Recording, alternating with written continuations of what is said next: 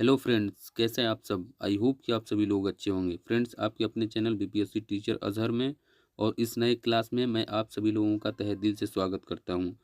Friends, आज हम लोग हिंदी साहित्य के इतिहास में एक बहुत ही महत्वपूर्ण चैप्टर लेके आए हैं जिसका नाम है आधुनिक काल का प्रयोगवाद और नई कविता।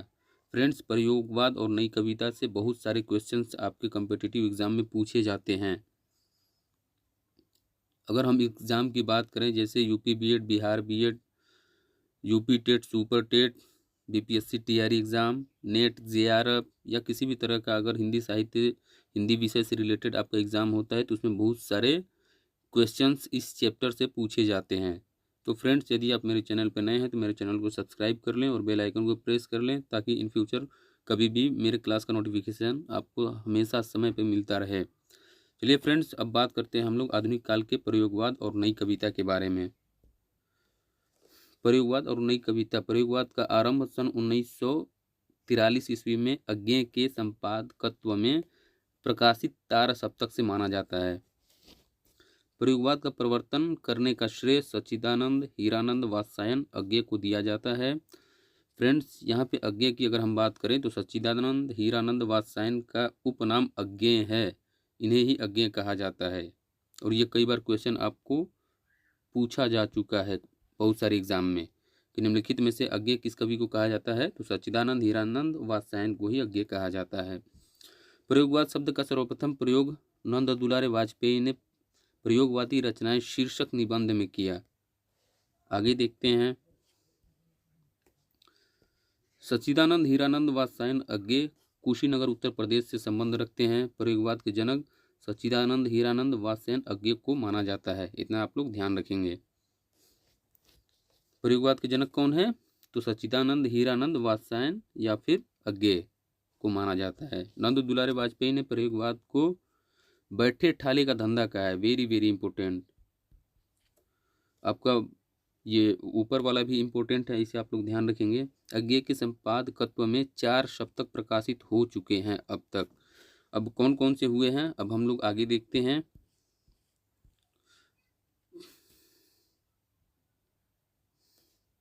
प्रथम तार सप्तक 1943 ईस्वी में प्रकाशित हुए थे। यहाँ पे आप देख सकते हैं कवि हैं, जन्म है उनका, उनकी मृत्यु है और जन्म स्थान है। पहले कवि आते हैं अज्ञेय। अज्ञेय का जन्म 1911 ईस्वी में और उनकी मृत्यु 1987 ईस्वी में हो गई। जन्म स्थान है इनका देवरिया कुशीनगर उत्तर प्रदेश। दूसरे कवि हैं आपके रामविलास शर्मा। इनका जन्म 1912 ईस्वी में हुआ था। इनकी मृत्यु 2000 ईस्वी में हो गई और इनका जन्म स्थान उन्नाव उत्तर प्रदेश है। तीसरे आपके कवि हैं गजानन माधव मुक्तिबोध। यहाँ फ्रेंड्स, मुक्तिबोध कभी कभी ये भी पूछ देता है क्वेश्चन कि मुक्तिबोध निम्नलिखित में से किस कवि को कहा जाता है, तो गजानन माधव को ही मुक्तिबोध कहा जाता है। इनका जन्म 1917 ईस्वी में हुआ था। इनकी मृत्यु 1964 ईस्वी में हो गई। इनके जन्म स्थान की अगर हम बात करें तो ग्वालियर मध्य प्रदेश था। उसके बाद आते हैं प्रभाकर माचवे। इनका जन्म 1917 ईस्वी में हुआ था। इनकी मृत्यु 1991 ईस्वी में हो गई। इनका जन्म स्थान ग्वालियर मध्य प्रदेश है।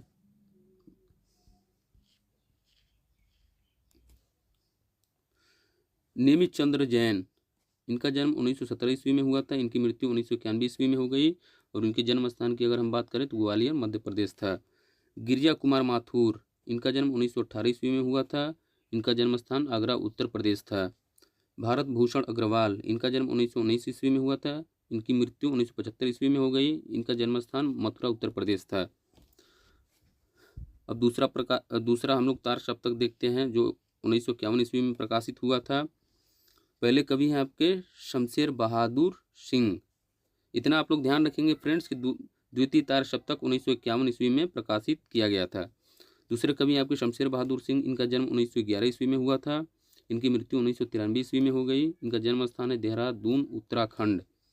दूसरे कवि हैं भवानी प्रसाद मिश्र। इनका जन्म 1913 ईस्वी में हुआ था। इनकी मृत्यु 1985 ईस्वी में हो गई। इनका जन्म स्थान है होशंगाबाद मध्य प्रदेश। तीसरे कवि आते हैं आपके शकुंत माथुर। इनका जन्म 1922 ईस्वी में हुआ था। इनका जन्म स्थान दिल्ली था। उसके बाद चौथे कवि हैं हरि नारायण घनश्याम व्यास। इनका जन्म 1923 ईस्वी में हुआ था। इनका जन्म स्थान मध्य प्रदेश था। आगे देखते हैं। नरेश मेहता, इनका जन्म 1924 ईस्वी में हुआ था। इनका जन्म स्थान गुजरात है। Dharamvir Bharati, very very important, इनका जो जन्म है 1926 ईस्वी में हुआ था। इनकी मृत्यु 1997 ईस्वी में हो गई। इनका जन्म स्थान प्रयागराज उत्तर प्रदेश था। ये वेरी वेरी इंपॉर्टेंट है, इनसे क्वेश्चन काफ़ी बार पूछे जा चुके हैं। उसके बाद कभी आते हैं रघुवीर सहाय, इनका जन्म 1929 ईस्वी में हुआ था। इनकी मृत्यु 1990 ईस्वी में हो गई। इनका जन्म स्थान लखनऊ उत्तर प्रदेश था। तीसरा तार सप्तक हम लोग देखते हैं। तीसरा तार सप्तक 1959 ईस्वी में प्रकाशित किया गया था। पहले कवि हैं प्रयाग नारायण, इनका जन्म 1919 ईस्वी में हुआ था। इनका जन्म स्थान रायबरेली उत्तर प्रदेश था। उसके बाद मदन वात्सायन आते हैं। मदन वात्सायन का जन्म 1922 ईस्वी में हुआ था। विजय देव नारायण शाही, इनका जन्म 1924 ईस्वी में हुआ था। इनकी मृत्यु 1982 ईस्वी में हो गई और इनका जन्म स्थान काशी उत्तर प्रदेश था। फिर उसके बाद कुंवर नारायण आते हैं। कुंवर नारायण जी का जन्म 1927 ईस्वी में हुआ था। इनका जन्म स्थान फैजाबाद उत्तर प्रदेश था। आगे देखते हैं हम लोग सर्वेश्वर दयाल सक्सेना, इनका जन्म 1927 ईस्वी में हुआ था। इनकी मृत्यु 1983 ईस्वी में हो गई और इनके जन्म स्थान की अगर हम बात करें तो बस्ती उत्तर प्रदेश था। केदारनाथ सिंह, इनका जन्म 1932 ईस्वी में हुआ था। कीर्ति चौधरी, इनका जन्म 1935 ईस्वी में हुआ था। इनका जन्म स्थान उन्नाव उत्तर प्रदेश था। चौथा तार सप्तक 1979 ईस्वी में प्रकाशित किया गया था। इसके बारे में हम लोग देखते हैं।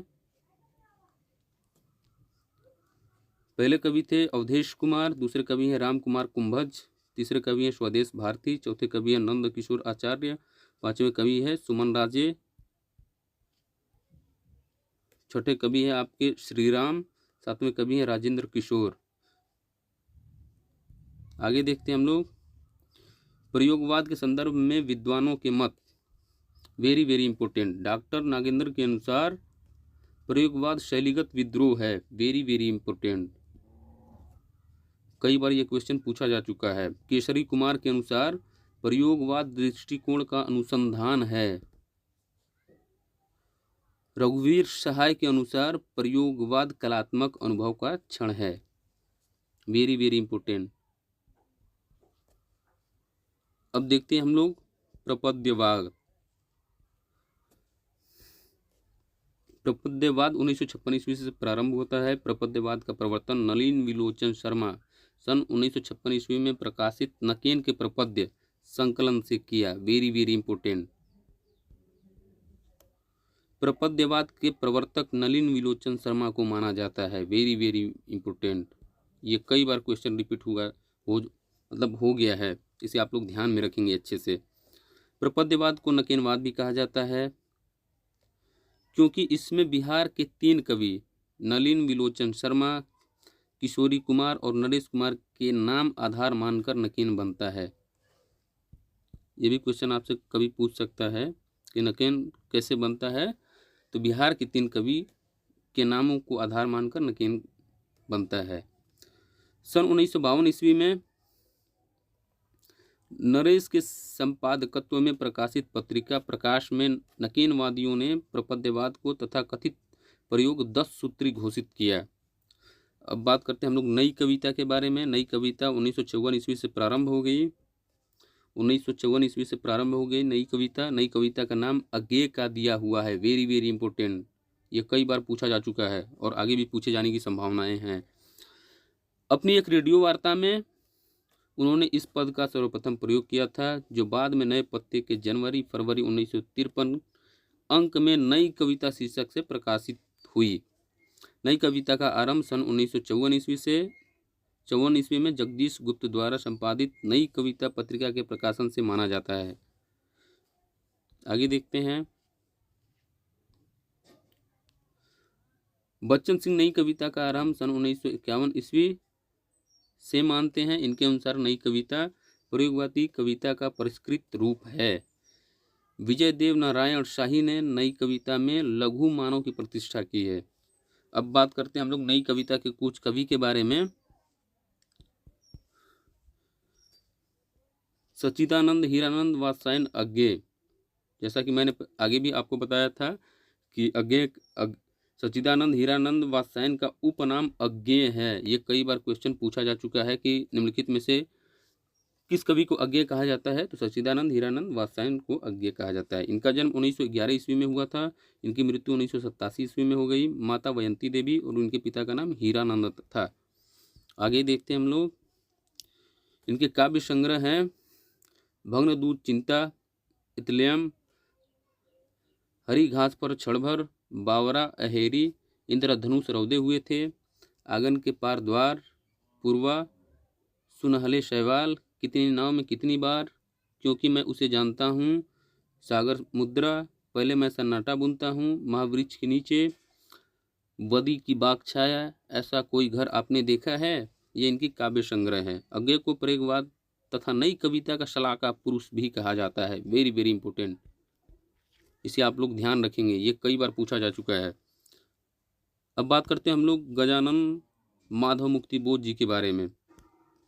गजानन माधव का उपनाम मुक्तिबोध है, ये आप लोग ध्यान रखेंगे। इन्हें गहन अनुभूति और तीव्र इंद्रिय बोध का भी कवि कहा जाता है। Very very important. इनकी काव्य कृतियां हैं चांद का मुंह टेढ़ा है। वेरी वेरी इंपॉर्टेंट, ये कई बार पूछा जा चुका है। बहुत सारे एग्जाम में ये क्वेश्चन कई बार पूछा गया है। भूरी भूरी खाक धूल। कविताएं हैं अंधेरे में, ब्रह्मराक्षस, अंतःकरण का आयतन, भूल गलती, ये इनकी कविताएं हैं। राम स्वरूप चतुर्वेदी मुक्तिबोध का काव्य संकलन चांद का मुंह टेढ़ा है एक बड़े कलाकार की स्केच बुक लगता है। ये भी वेरी वेरी इंपॉर्टेंट है, कई बार पूछा जा चुका है। आगे देखते हैं शमशेर बहादुर सिंह।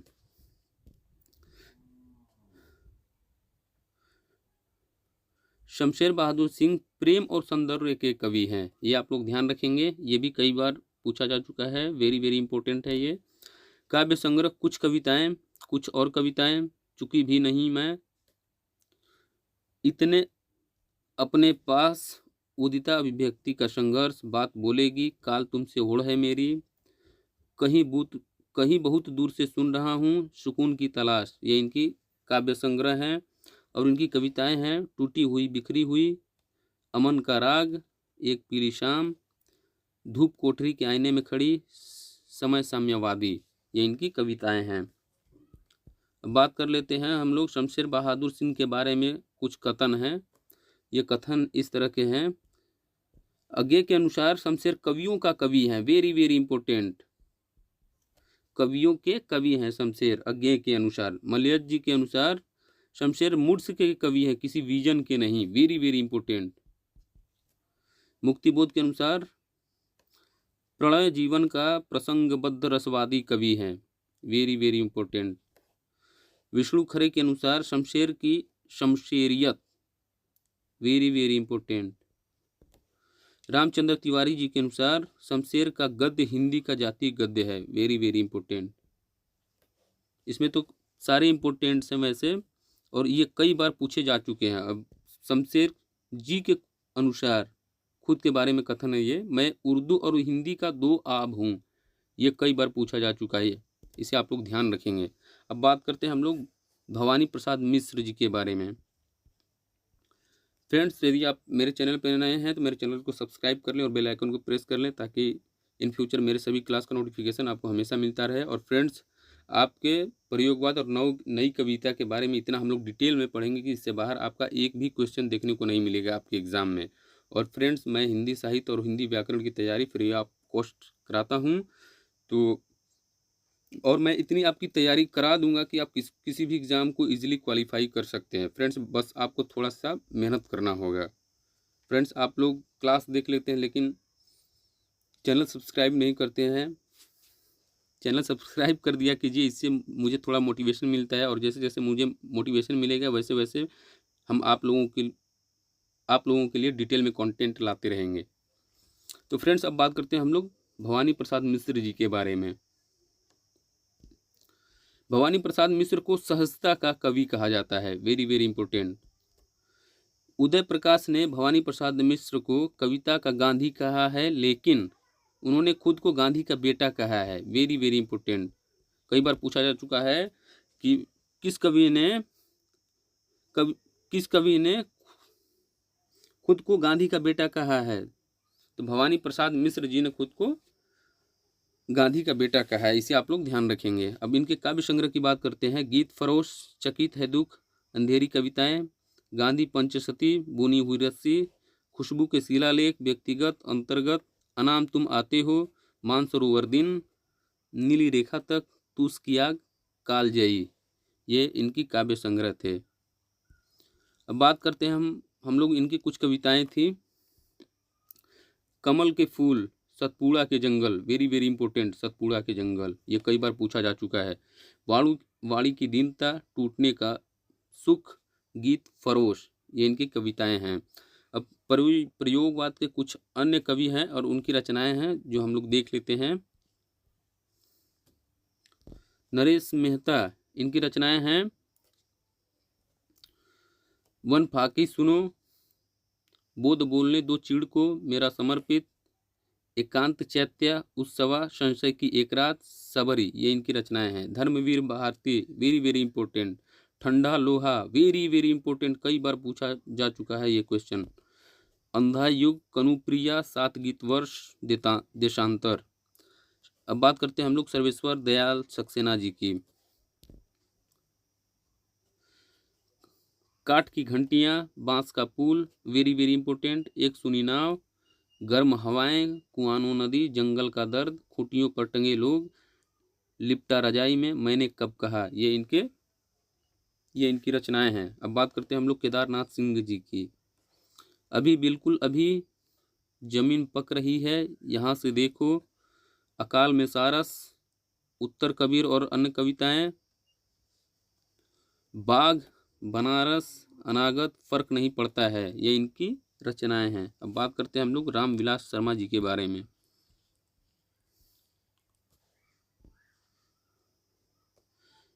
इनकी रचनाएं हैं रूप तरंग, सदियों के सोए जग उठे, बुद्ध वैराग्य तथा प्रारंभिक कविताएं, ये इनकी रचनाएं हैं।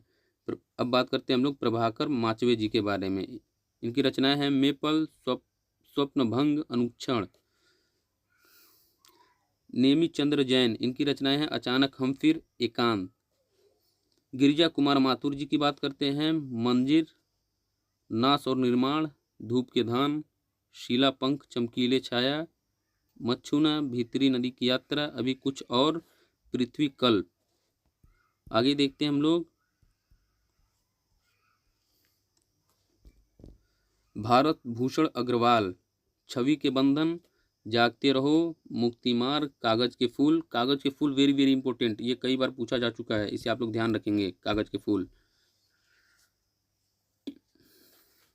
हरिनारायण व्यास, मृग और तृष्णा, त्रिकोण पर सूर्योदय, बरगद के चिकने पत्ते।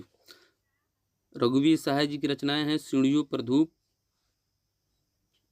धूप में, आत्महत्या के विरुद्ध, हंसो हंसो जल्दी हंसो, लोग भूल गए हैं, कुछ पत्ते कुछ चिट्ठियां, ये इनकी रचनाएं हैं। कुंवर नारायण सिंह जी की अगर हम बात करें इनकी रचनाओं की, तो इनकी रचनाएं हैं चक्रव्यूह, परिवेश हम तुम, अपने सामने, कोई दूसरा नहीं, इन दिनों, आत्मजयी। विजय नारायण, अगर हम बात करते हैं विजय नारायण जी की, इनकी रचनाएं हैं साखी, मछली घर, संवाद तुमसे। हेलो फ्रेंड्स, यदि आप मेरे चैनल पर नए हैं तो मेरे चैनल को सब्सक्राइब कर लें और बेल आइकन को प्रेस कर लें, ताकि इन फ्यूचर मेरे सभी क्लास का नोटिफिकेशन आपको समय पर मिलता रहे। फ्रेंड्स, जैसे ही हम लोगों का ये हिंदी साहित्य खत्म होगा, उसके बाद हम लोग PYQ MCQ यूज़ करेंगे, उसके बाद हम लोग हिंदी व्याकरण की तरफ आगे बढ़ेंगे। फ्रेंड्स, हम आपकी सारी तैयारी, हिंदी साहित्य और हिंदी व्याकरण की तैयारी फ्री ऑफ कॉस्ट कराएंगे, वो भी बिल्कुल मुफ्त में। तो चलिए फ्रेंड्स, मिलते हैं फिर नए क्लास में, तब तक के लिए दीजिए मुझे इजाज़त। थैंक यू, आपका दिन शुभ हो।